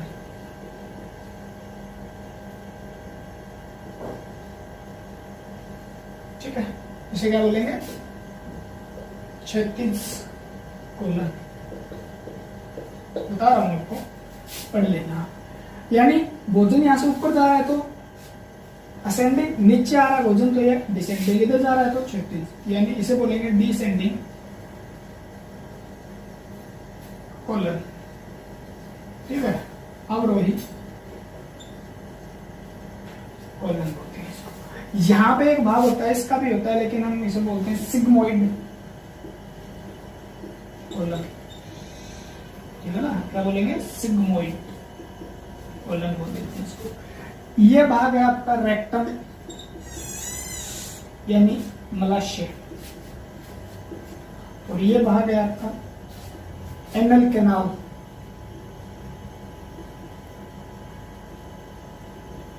यानी गुद्दा नाल जो होती है, और ये इसे बोलते हैं एनस यानी गुद्दा, ठीक है, जो एक्सटर्नल ओपनिंग है किसकी, जाइट्रेट की, ठीक है। ओपनिंग कौन सी थी, स्टार्ट कहां से हो रहा, मुंह से, और खत्म कहां से हो रहा है, गुद्दा यानी एनस पर खत्म हो रहा है, और हमने किस किस प्रकार से पढ़ा। तो मैं यहाँ पे दोबारा बता देता हूँ आपको, बड़ी आंत आपको समझ में आ जाता है तो आप स्पीड से करके देख लीजिए वीडियो को आगे जब अपलोड होने के बाद, ठीक है। जब तक ये चल रही है तब तक तो देखना पड़ेगा, जब बाद में देख सकते हो आप, मुझे कोई टेंशन नहीं, आपको पढ़ना है जिस तरीके से अच्छा लगे उस तरीके से पढ़ो। लार्ज इंस्ट्रूमेंट, इसको क्या कहा जाता है, इसके भाग कौन कौन से हैं, तो एक तो सिक्कम बताया मैंने, ठीक है, यहाँ से क्या क्वेश्चन बन सकता है बता देता हूँ, ठीक है। उसके बाद मैंने एक इससे जुड़ी होती है अपेंडिक्स, इससे क्या क्वेश्चन बन सकता है, वर्मीफॉर्म अपेंडिक्स, ठीक है। उसके बाद कोलन जो है वो 3 प्रकार के होते हैं, ठीक है ना, वो चौथा लिखा है मैंने, वो भाग है उसका डिसेंडिंग है, ठीक है। उसके बाद इसका भाग क्या है, रेक्टम, ठीक है, मलाशय,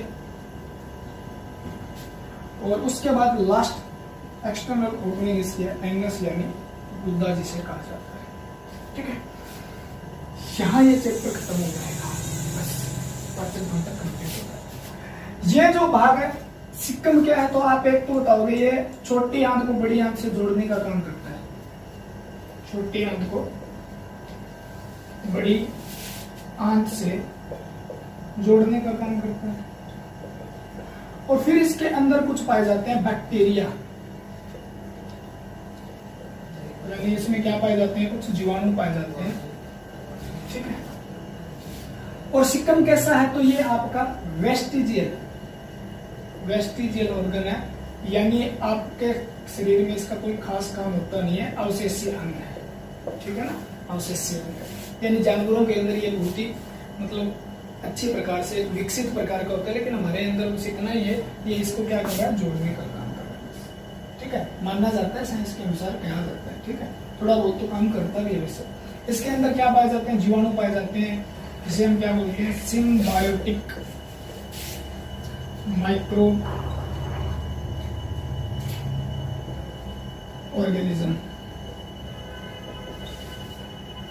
ठीक है ना, सहभोजी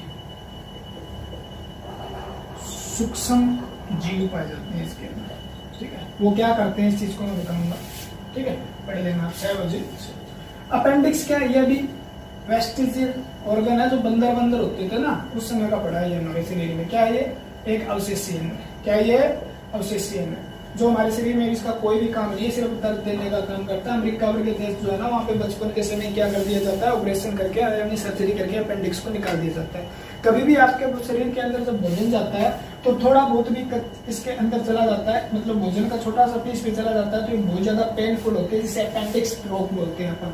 यानी फिर पेनफुल होने के कारण फिर क्या कर दिया जाता है, सर्जरी द्वारा इसको काट के शरीर से बाहर कर दिया जाता है, आपने देखा भी होगा, ठीक है ना। अपेंडिक्स है सभी में, उठाव करके ये शब्द सुना होगा, तो ये उठाव का मतलब क्या है, इसके अंदर कोई ना कोई भोजन का टुकड़ा चल गया, डॉक्टर के पास जाते हो, बोला कि अपेंडिक्स में कचरा चला गया, आपके कचरा चला गया तो उसको क्या करना, बाहर निकालना पड़ेगा, सर्जरी करनी पड़ेगी, ठीक है। यानी ये कभी भी छोटे मोटे ऑपरेशन, इसके आसपास के ऑपरेशन होते हैं तो डॉक्टर सीधा उसी ऑपरेशन के साथ भी इसको निकाल देते हैं, क्योंकि इसका हमारे शरीर में कोई काम नहीं है, ठीक है ना। लेकिन जीवों के अंदर अपेंडिक्स का क्या काम था, पहले आपके शरीर में ये क्या करती थी, सेलुलोज, सुना है क्या, सेलुलोज कार्बोहाइड्रेट होता है, उसका पाचन करती थी। यानी जो हरा चारा खाने वाले जानवर है ना, उनके शरीर में ये बहुत बड़ी प्रकार की, जैसे भैंस होगी, गाय होगी, उनके अंदर क्या है, हड्डी वगैरह से जो, ठीक है ना, जो क्या करते हैं, हरे चारे को खाते हैं या पेड़ पौधों को खाकर प्रजनन, क्योंकि पेड़ पौधों के ऊपर क्या सेल है, पेड़ पौधे किससे बने हैं, कोशिका के ऊपर क्या सेलुलोज है, यानी एक प्रकार का घास फूस कह सकते हो आप, ठीक है, कार्बोहाइड्रेट है, ये जो पाचन हमारे शरीर में नहीं होता, लेकिन जो घास खाने वाले हैं उनके शरीर में होता है सेलुलोज, ठीक है ना। तो अपेंडिक्स सेलुलोज का पाचन करती थी, हम बंदर होते थे ना पहले, ठीक है ना। मैं तो बंदर हूँ, कोई दिक्कत नहीं है, ठीक है। यानी पूर्वज जो बंदर होते थे उस समय क्या थे, अभी बंदर देखा होगा आपने, पेड़ में से खाते रहते हैं, तो उस समय हमारे शरीर के अंदर क्या थी, सेलुलोज का पाचन करती थी अपेंडिक्स। क्लियर बात क्या। कोलन क्या है, ये भोजन को आगे से आगे ट्रांसफर करते रहते हैं, इनके अंदर मतलब क्या है, जल वगैरह जो होता है उनका अवशोषित होता रहता है, ताकि जैसे लूज मोशन वगैरह की शिकायत ना हो। यानी इसको क्या करेंगे, ये सॉलिड फॉर्म में ले जाने की कोशिश करेंगे, जो हमारा अनडाइजेस्टिव फूड है। क्लियर है बात। मलाशय क्या करेगा, मलाशय आप लिख सकते हो यहाँ पे टेम्पोररी अनडाइजेस्टिव फूड स्टोर करने का काम करता है, ठीक है ना। जो अनडाइजेस्टिव फूड है यानी अपचा हुआ भोजन है आपका, अपाचित भोजन है ना, उसका संग्रह करता है, ठीक है ना, कुछ समय के लिए।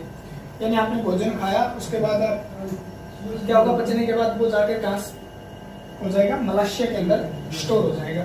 यानी भोजन यहाँ से खाया, यहाँ पे कुछ जीवाणु पाए जाते हैं, मैं बता देता हूँ आपको, यहाँ पे कुछ जीवाणु पाए जाते हैं। वो क्या करेंगे, जीवाणु के बारे में एक अच्छा सा क्वेश्चन बनता है, 3-4 क्वेश्चन बनते हैं, तो अच्छे से समझा दूंगा। यहाँ पे जीवाणु पाए जाते हैं, ठीक है।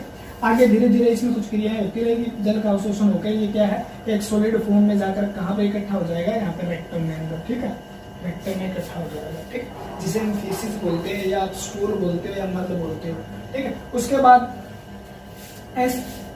एनएस क्या है, तो ये एक्सटर्नल ओपनिंग है, external opening of GI tract, ठीक है। गुद्दा क्या है, जीआई ट्रैक की एक एक्सटर्नल ओपनिंग है, लास्ट पार्ट है, जिसके द्वारा शरीर से क्या किया जाता है, बाहर कर दिया जाता है। जो अनपचा मल है, पचा हुआ नहीं है, जो मल है उसको क्या कर दिया जाता है, शरीर से बाहर कर दिया जाता है, यानी इंजेक्शन कर दिया जाता है उसका, ठीक है। तो उतना इसके अंदर क्या पाए जाते हैं, इसके अंदर भी क्या पाए जाते हैं, स्पिंटर पाए जाते हैं। स्पिंटर अंदर होगा, इसे इंटरनल स्पिंटर बोलते हैं, एनल स्पिंटर बोलते हैं, ठीक है ना। तो स्पिंटर क्या करता है, ये जो होता है ये क्या होता है, अनवॉलंटरी होता है, अनैच्छिक, यानी आपके अनुसार काम नहीं करता, ये शरीर के मतलब स्मूथ पेशियों से बना होता है, ठीक है। उसके बाद जो अगला हिस्सा होगा, यहाँ पे क्या होगा, एक्सटर्नल स्पिंटर होंगे, वो क्या करे होंगे, वो होंगे वॉलेंट्री मसल से बने, यानी आपकी इच्छा के अनुसार से काम करेंगे। तो ये वाले है ना, ये वाले आपने कभी देखा होगा, तो एक बात बताता हूँ आपको, बच्चे मतलब क्या कर देते हैं, मल का त्याग बिस्तर वगैरह में कर देते हैं, हम सोचते हैं जानबूझ के कर रहे हैं, लेकिन क्या होता है उस समय ये जो मसल है ना, ठीक है, ये मसल किससे बनी होती है, तो किससे बनी होती है, ये मसल उसके, ठीक है, ये मसल वॉलंटरी मसल होती है, सॉरी अनवॉलंटरी मसल होती है, उस समय धीरे धीरे वॉलंटरी में कन्वर्ट हो जाती है। यानी उस समय ये कौन सी थी, अनैच्छिक थी, उसी के कंट्रोल में नहीं थी, ठीक है। और उसके बाद हम देखते हैं कि बुढ़े बुजुर्ग होते हैं, उन्हें पता नहीं चलता कब मतलब स्टूल शरीर से बाहर हो गया, ठीक है, तो हम उसे गालियां वगैरह देते हैं, तो लेकिन उन्हें तो गालियां नहीं देनी चाहिए, उनका मतलब इसमें कोई कसूर नहीं है, क्योंकि उस समय इनके अंदर जो कॉन्ट्रैक्शन पावर होती है ना, वो क्या हो जाती है, मसल बुढ़ी होने के बाद ये ढीली हो जाती है मसल आइनस की, और उसके बाद क्या हो जाता है, तो उन्हें पता भी नहीं चलता, यानी ये क्या हो जाती है, अनैच्छिक हो जाती है। क्लियर है बात, अपने आप काम करने लग जाती है कई बार, तो वो गालियां नहीं रहनी चाहिए, याद रखना है। ये क्या है, बाहर, यानी जो अनडाइजेस्टिव फूड है वो थ्रो आउट किया जाता है, किसके द्वारा, थ्रो आउट फ्रॉम बॉडी, ठीक है। तो वो लास्ट के पास है एनस। तो ये बात खत्म हुई, लेकिन वहां से क्वेश्चन बनते हैं, इस चीज को मैंने समझाना पड़ेगा, ठीक है। इससे एक रिलेटेड रोग भी है जो आपको जानना चाहिए, पेपर में आए और आया हुआ भी है, लेकिन न आए आप बोलिए हमें नहीं आए तो हम क्या करेंगे, जानना तो समझ लो इस चीज को, ठीक है। सिम्बायोटिक आपने सुना होगा, पेट के अंदर गैस वगैरह जो होती है वो किससे बनती है, आपने देखा होगा पानी में डूबा हुआ व्यक्ति भी क्या फूल जाता है, उसने गैस कहाँ से, सांस को लिया नहीं होगा, इस प्रकार के क्वेश्चन आपके दिमाग में रहते हैं। तो मैं बताता हूँ आपको, सिम्बायोटिक, ठीक है, इसमें क्या पाए जाते हैं, माइक्रो ऑर्गेनिज्म, अरे हमें ज्ञान भूत लेना है, ठीक है, याद रखना है। यानी सैपोजी, इसके अंदर क्या पाए जाते हैं, सूक्ष्म जीव पाए जाते हैं, जो क्या करते हैं आपके, इसके अंदर क्या हो गया, मतलब ये जो कायम था वो यहाँ पर चला गया, यहाँ पर जाने के बाद क्या होगा, इसको कन्वर्ट किया जाएगा। अब इस रूप को बदला जाएगा, कन्वर्ट करने में काम करेगा सिम्बायोटिक ऑर्गेनिज्म। यानी जो अनडाइजेस्टिव फूड है उसको क्या कर देगा, यानी अपचा भोजन जो है उसको कन्वर्ट कर देगा, बदल देगा फिकल में, ठीक है ना, फिकल मैटर में बदल देगा। यानी आप स्टूल भी बोलते हो जिसे, ठीक है, फिशिस भी बोला जाता है, यहाँ पे फिशिस भी लिख लेना, फिशिस, ठीक है, या मल में बदल दिया जाएगा, ठीक है। अपचे भोजन को किसी में बदल दिया जाएगा, मल में बदल दिया जाएगा। और इसके अंदर जो भी इसके अंदर क्या थे, कुछ जहरीले पदार्थ थे, ठीक है ना, कोई टॉक्सिक था मान लो, उसको क्या कर दिया जाएगा, डिटॉक्सिफाई करने का भी काम करेंगे, डिटॉक्सिफाई करने का भी काम करेंगे। यानी जहर को कम जहरीला बनाने का काम करेंगे, जहर को कम जहरीला बनाने का काम करेंगे। यानी कोई चीज इसके अंदर थी उसको बदल के, मतलब दूसरी चीज में से यूरिया बच गई तो उसको अमोनिया में कन्वर्ट कर देंगे, ऐसी बात करेंगे, ठीक है। फिर आगे भी इसके अंदर कोलन के अंदर क्या पाए जाते हैं, अलग अलग प्रकार के 2 जीवाणु पाए जाते हैं। मोस्ट इंपोर्टेंट क्वेश्चन बनता है ई कोलाई, ठीक है, एस्केरिस कोलाई जो होता है, ई कोलाई जीवाणु कहाँ पाए जाते हैं, कोलाई से आप याद रखोगे कोलन में, ई कोलाई। ये क्या करते हैं, ई कोलाई या एक जीवाणु और भी रहते हैं सिम्बायोटिक, लाइट चली गई थी बीच में, सिम्बायोटिक माइक्रो ऑर्गेनिज्म,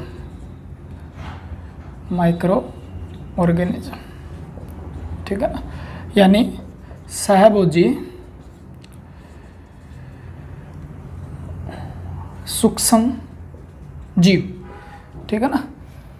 तो सहभोजी सूक्ष्म जीव क्या करते हैं, तो बताया होगा आपको, ये बता दिया है तो, ठीक है ना।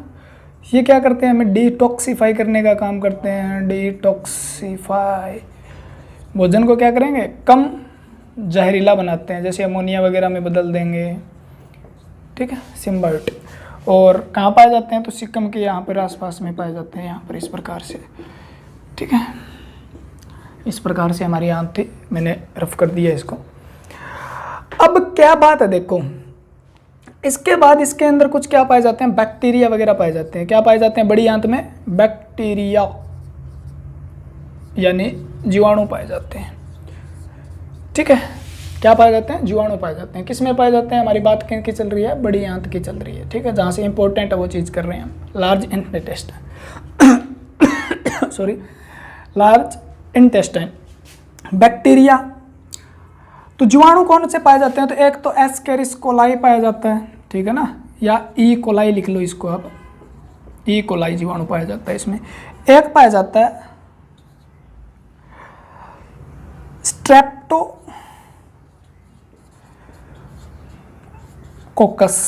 नाम का, ठीक है ना, स्ट्रेप्टोकोकस,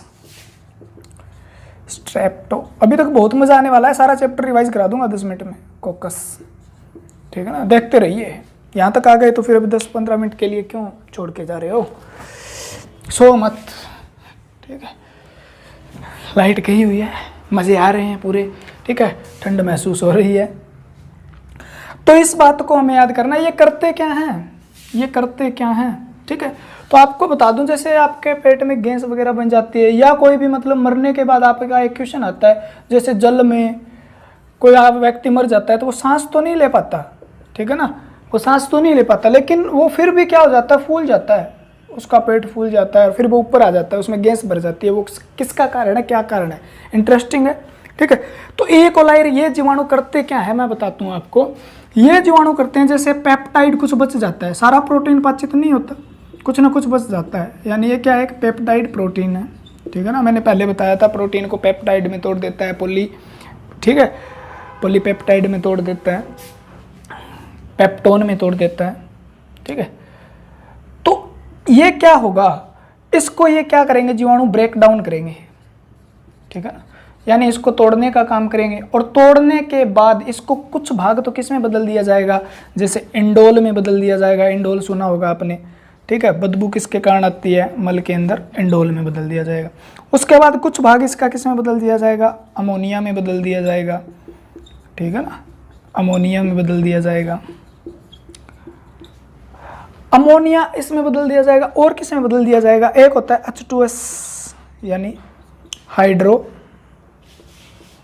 ठीक है, आप ऐसे लिख लो हाइड्रो, अरे क्या है, हाइड्रो सल्फाइड में, किस में बदल दिया जाएगा, हाइड्रो सल्फाइड में बदल दिया जाएगा, ठीक है, हाइड्रो सल्फाइड में, H2S बोलते हैं आप इसको, ठीक है। एक और भाग होता है जिसका नाम क्या है, स्केटोल। ये चीज़ें कन्वर्ट हो जाती है इसमें, ठीक है। ये किस फॉर्म में, सारे के सारे गैस में है, ठीक है। क्या है, केमिकल कंपोनेंट है या केमिकल कंपाउंड है ये, ठीक है ना, यानी रासायनिक क्या है, एक यौगिक है जो क्या है, प्रोटीन को ब्रेक डाउन करने के बाद किसमें, इसमें बदल दिए जाते हैं। जीवाणु उस पर काम करते रहते हैं, यानी भोजन को सड़ने वगैरह से बचाते हैं, ठीक है, प्रिवेंट टू रोटिंग, ठीक है। इस प्रकार से हमें क्या करता है, ये जीवाणु हमारे सहायक है। इसे क्या कहा जाता है, आपको याद भी होगा, मित्र जीवाणु कहा जाता है। क्या कहा जाता है, मित्र जीवाणु, मित्र जीवाणु, क्योंकि ये किस में पाया जाता है, हमारा उसमें। लेकिन ये मित्र भी कभी कभी खराब कर देते हैं, तो अगर इसकी संख्या ज़्यादा हो जाती है ना आंत के अंदर, तो डायरिया वगैरह हो जाता है, ठीक है, क्लियर है, लूज मोशन वगैरह। और ये गैस क्या होती है फिर, यानी पेट में गैस बनने का कारण यही होते हैं, अगर आपने मतलब ऐसा कुछ खाया है जिसके कारण वो क्या हो रहा है, आपका पाचन सही से नहीं हो रहा है और प्रोटीन ज़्यादा जा रहा है, आपके बिना प्रोटीन पचे हुए आंत वगैरह में जा रहा है, तो गैसें बननी स्टार्ट हो जाती है। मरने के बाद आदमी फूल जाता है, आपको पता है, पानी में डूब गया लेकिन सांस तो नहीं ले पाएगा। ऑफलाइन क्लासेस में एक क्वेश्चन पूछा गया था, एक स्टूडेंट ने पूछा भी, सर ये ऐसा कैसा होता है, पर वो तो सांस तो नहीं ले पाता, फिर वो ऊपर कैसे आ जाता है पानी के मरने के बाद। तो आपको ध्यान रखना, ये तो बेसिक सी बातें होती है, आपका कंसेप्ट क्लियर, डाउट क्लियर करने वाली होती है। तो ये क्या है, आप दिमाग में बैठा लो भी, हमारे पेट के अंदर अब मर गया, अब मरने के बाद वो क्या स्टूल पास तो नहीं करेगा, यानी मल के लिए तो नहीं जाएगा ना, मर गया, अंदर वो मल पड़ा है ना, उससे ये क्या करेंगे, कोलाई गैसों में बदलना, जैसे अमोनिया, इंडोल वगैरह में बदलना शुरू कर देते हैं, ठीक है। और बदल के क्या होगा, यानी गैस उसके आंत तक फट जाती है, उसके बाद पोस्टमार्टम करते हैं तो आंत तक फटे हुई नजर आती है, इतनी गैस बना देते हैं उसके अंदर, तो वो ऊपर आ जाता है, क्लियर है। इंडोल, यहाँ से एक क्वेश्चन आता है, फॉल स्मेलिंग, यानी जो बदबू आती है, मल के अंदर बदबू आती है, वो किसके कारण आती है, आपको पता भी होगा, इंडोल। ये क्वेश्चन आता है, वन लाइन आप पढ़ते हो तो कहीं ना कहीं मिल जाएगा। तो इंडोल के कारण क्या आती है, इनके कारण बदबू आती है, ठीक है। तो ये क्लियर हुआ। ई कोलाई जीवाणु कहाँ पाया जाता है, तो आपका आंसर क्या देना होगा, बड़ी आंत में। आंत में कौन सा जीवाणु पाया जाता है, ई कोलाई। ई कोलाई हमारा क्या है, मित्र जीवाणु कहलाता है, ठीक है ना, फ्रेंड है हमारा, बैक्टीरिया है ये, ठीक है।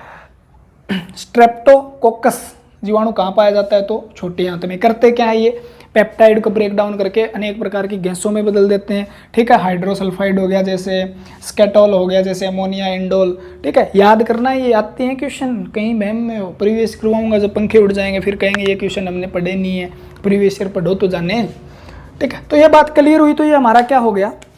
उसके बाद रेक्टम, रेक्टम में क्या होता है, स्टोर होता है, फूड स्टोर, जो अनडाइजेस्टिव फूड है वो क्या हो जाता है, स्टोर हो जाता है, ठीक है, रेक्टम में। उसके बाद एनएस, उसके अंदर क्या हो जाता है, शरीर से एक्सटर्नल ओपनिंग है वो, तो वहाँ से बाहर हो जाएगा, ठीक है। तो इस प्रकार से यहाँ से 2-3 क्वेश्चन और बनते हैं, और 2-3 से हम क्या 10-15 क्वेश्चन और रहते हैं आपके, लेकिन पूरा चैप्टर रिविजन रहता है आपका, ठीक है। अब 5-7 मिनट में मैं आपको रिवीजन करवा देता हूँ, चैप्टर में क्या क्या पढ़ा, और याद करवाने वाली ट्रिक के बताता हूँ आपको, याद कैसे किया जाता है कोई चीज़ को, ठीक है। अगर आपके डाइजेस्टिव सिस्टम सही नहीं है ना, तो आपको एक बीमारी भी हो जाती है डाइजेस्टिव सिस्टम से रिलेटेड, क्या एक डिजीज़ भी है। कौन सी डिजीज़ है, बीमारी, ठीक है। जैसे अगर आप सही से खाना टाइम से नहीं खा रहे हो तो आपको क्या हो जाएगा, कौन सी बीमारी हो जाएगी, कॉन्स्टिपेशन हो जाएगा आपको, कॉन्स्टिपेशन, ठीक है, जिसे क्या बोलते हैं हम, कब्ज बोलते हैं। अगर आप सही से खा नहीं रहे हो, या आपके मतलब जो भोजन के अंदर फाइबर वगैरह ना है, आप दालें वगैरह अच्छे से नहीं लेते हो, यानी प्रोटीन वगैरह, फाइबर दालों में सबसे ज़्यादा फाइबर पाया जाता है, याद रखना। तो फाइबर वगैरह नहीं ले रहे हो ना आप सही से, तो आपको क्या होगा, यानी फैट की कमी हो जाए, तो पानी की कमी हो जाए, डिहाइड्रेशन हो जाए आपके शरीर में, डिहाइड्रेशन, डिहाइड्रेशन, यानी आप पानी कम लेते हो, निर्जलीकरण बोलते हैं। पानी की कमी से शरीर के अंदर कौन सा रोग हो जाता है, ठीक है ना, less amount of water in body, शरीर में पानी की कमी से रोग हो जाता है डिहाइड्रेशन। डिहाइड्रेशन की वजह से आपको क्या हो सकती है, कब्ज हो सकती है। कब्ज अगर लगातार रहती है, लंबे समय तक रहती है, तो आपके विभिन्न प्रकार के, अनेक प्रकार के रोगों का कारण बनती है, जिसमें से एक रोग और भी है जिसका नाम है, जो किससे संबंधित है, आपके डाइजेस्टिव सिस्टम से, पाइल यानी जिसे बवासीर कहा जाता है, ठीक है, इससे रिलेटेड है।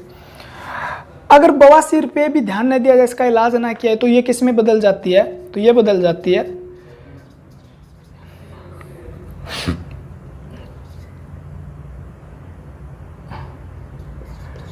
हेमोरॉइड, ठीक है ना, जिसे क्या बोलते हैं, खूनी बवासीर बोलते हैं। और इसके बाद ये चली जाती है फिस्टुला, यानी जिसे बगंदर कहा जाता है, ठीक है। और इसका भी इलाज अगर नहीं करवाया जाए तो ये हो जाएगी आपको एनल ट्यूमर हो जाएगी। ट्यूमर के बाद कैंसर का कारण बन सकती है ये एनल कैंसर का, ठीक है ना। तो कब्ज गंभीर बीमारी है, आप पानी टाइम से लेते रहिए, नुकसान नहीं होगा, आपका डाइजेस्टिव सिस्टम सही रहेगा, आंत आपकी सही रहेगी, मतलब प्रॉपर काम करता रहेगा, ठीक है। इसके अंदर क्या होता है, कब्ज के अंदर तो फिशिज है, वो क्या होगा, बहुत ज़्यादा सॉलिड हो जाएगा, जिसके कारण क्या होगा, मतलब आप कह सकते हो थ्रो आउट नहीं हो पाएगा और आपको बहुत ज़्यादा परेशानियां करने को मिलेगी, ठीक है। इसके अंदर क्या होगा, जो आपकी ब्लड वेजल्स है ना, रक्त वाहिकाएं, वो इन्फेक्टेड हो जाएगी या क्या होगी, उनके अंदर इन्फ्लामेशन हो जाएगी, ठीक है, सूजन आ जाएगी। तो उसके कारण क्या होगा, थोड़े दिन के बाद, कुछ समय तक इलाज नहीं करवाया जाए तो उसका क्या होगी, वो फटने लग जाएगी, टूटने लग जाएगी वहाँ से, और वहाँ से खून आना शुरू हो जाएगा। तो उसे बोलते हैं खूनी बवासीर। बगंदर क्या है, लास्ट वाली है, मतलब एक जिसे क्या बोलते हैं, पस वगैरह जमा होना शुरू हो जाएगा, ठीक है। और मस वगैरह जिसे बोला जाता है वो है फिस्टुला। तो इन बीमारियों से बचना चाहिए, ठीक है।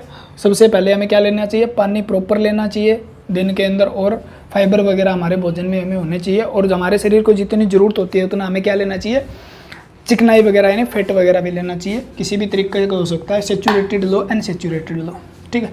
अब सारे चैप्टर को रिवाइज करने का टाइम आ गया हमारा, ठीक है। अब देखो, हमने मुख पढ़ा यानी मुख गुहा, ठीक है, आपका भोजन था, फूड था, बक्कल कैविटी में गया, मुख गुहा। मुख गुहा से कहाँ गया, आप कहोगे जी ग्रसनी में गया था, ठीक है ना। ग्रसनी से फिर किस में गया था, ग्रास नली में गया था, ठीक है सर जी। ग्रास नली से किस में गया था, अमाशय में गया था, ये भी सही है जी, गया था, बताया था आपने। छोटे आंत में गया जी, ठीक है, छोटे आंत से कहाँ गया था, बड़ी आंत में। और बड़ी आंत का लास्ट पार्ट था गुद्दा, एनएस, जिसके द्वारा शरीर से बाहर हो गया था, ठीक है। यानी इस रास्ते से होकर भोजन गया, न तो लीवर में गया, ना पित्ताशय में गया, ना अग्नाशय में गया, ठीक है ना। ध्यान रखना इस बात को, न पित्ताशय, लीवर, अग्नाशय के अंदर नहीं जाता, ये लार ग्रंथि के अंदर भोजन नहीं जाता। ये क्या है, ये पूरी की पूरी भोजन नली है, जिसका अलग अलग जगह अलग अलग नाम है, ठीक है। मुख के अंदर भोजन गया, इस चीज को क्या बोलते हैं, इंजेक्शन बोलते हैं, ठीक है ना। इसे बोलते हैं अंतःग्रहण, यानी भोजन के ग्रहण करने की प्रक्रिया क्या कहलाती है, तो आपका आंसर क्या होगा, इंजेक्शन। वो किसके द्वारा, मुख द्वारा, ठीक है।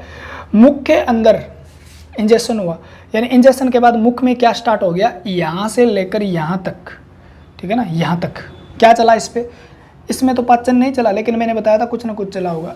यहाँ पर क्या हुआ, इसका डाइजेशन हुआ, ये प्रोसेस है, यानी इसका क्या हुआ, पाचन हुआ जनाब, ठीक है। पाचन के बाद यहाँ से अवशोषण शुरू हो गया था, यानी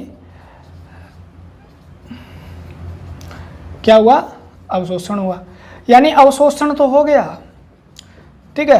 अवशोषण के बाद क्या हुआ, ये अवशोषण हुआ भोजन, यानी बड़ी आंत तक कुछ अवशोषण होता है, ठीक है। अवशोषण हुआ भोजन कहाँ चला गया, रक्त में चला गया, और रक्त के द्वारा कोशिकाओं तक भेज दिया गया। तो इस रक्त के द्वारा कोशिकाओं तक भेजने की क्रिया को क्या कह दिया गया, एसिमिलेशन कह दिया गया, एसिमिलेशन। क्लियर है क्या बात, यानी स्वांगीकरण।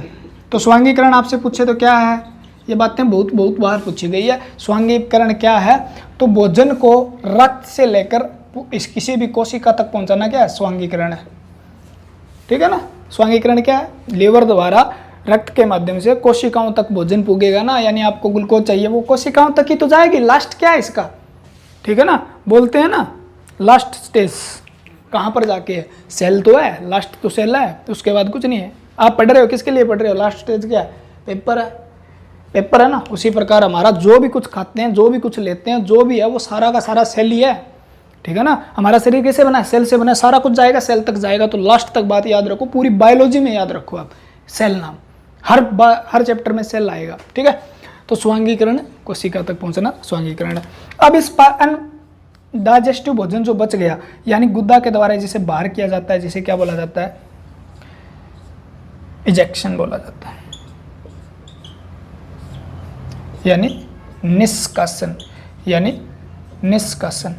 Undigestive food throw out from body, यानी शरीर से बाहर अपाचित भोजन को बाहर निकालना क्या कहलाता है, इजेक्शन कहलाता है, ठीक है ना।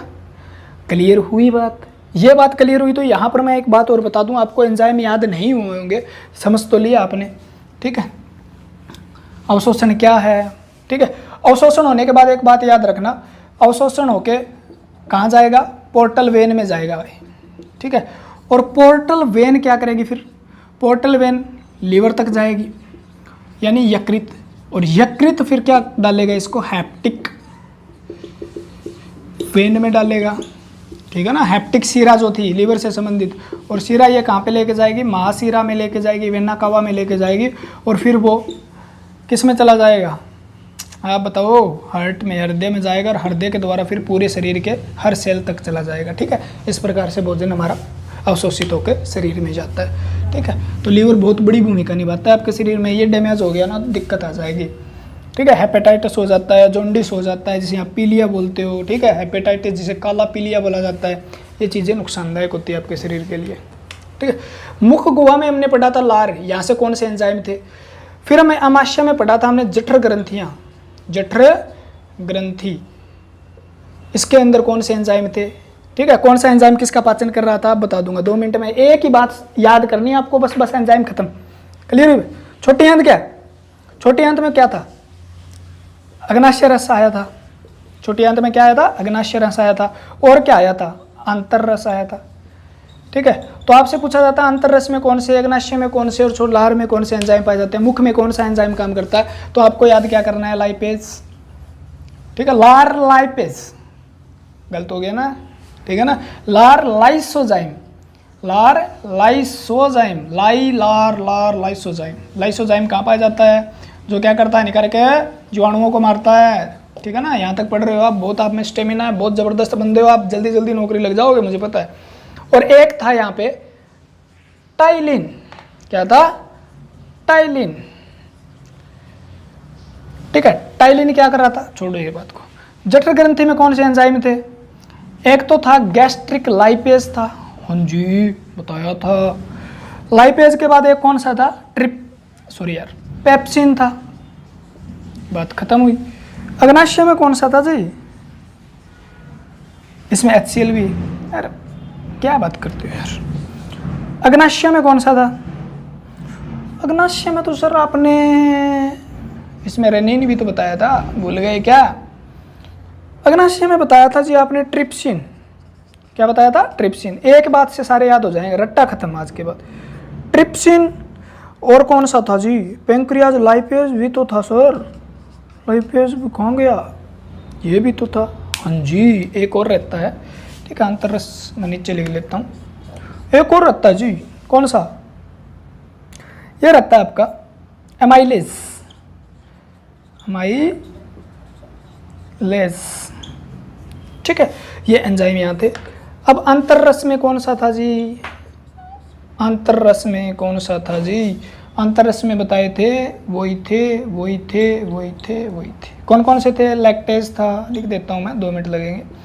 माल्टेज था, ठीक है। और कौन सा था जी, सुक्रेज था, क्या याद करना है यार इनको, ठीक है। इरेप्सिन था, यहाँ पे लिख देता हूँ, इरेप्सिन था,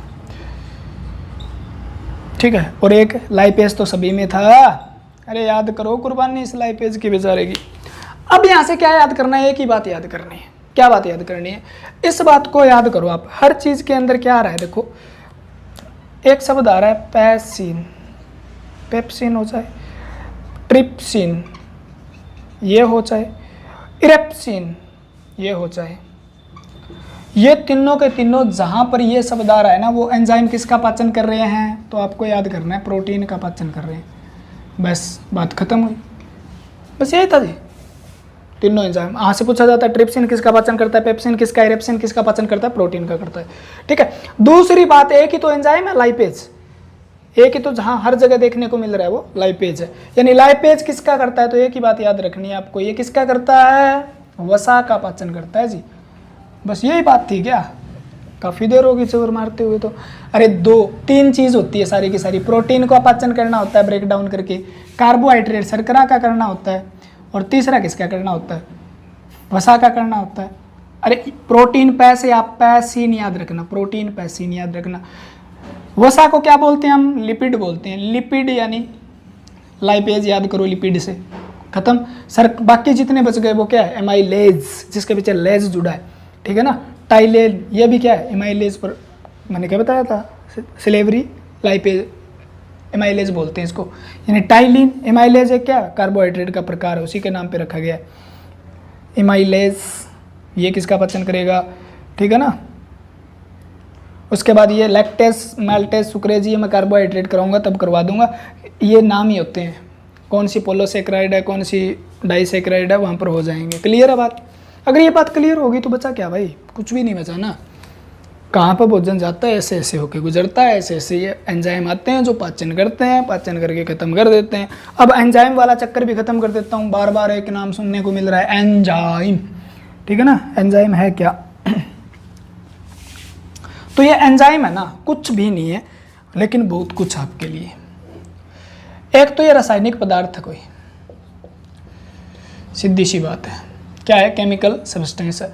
रासायनिक पदार्थ में क्या है, ये बायोकैटालिस्ट है, बायोकैटालिस्ट है, ठीक है ना। यानी जैव उत्प्रेरक है, उत्प्रेरक है। यहाँ से 10 क्वेश्चन बनते हैं।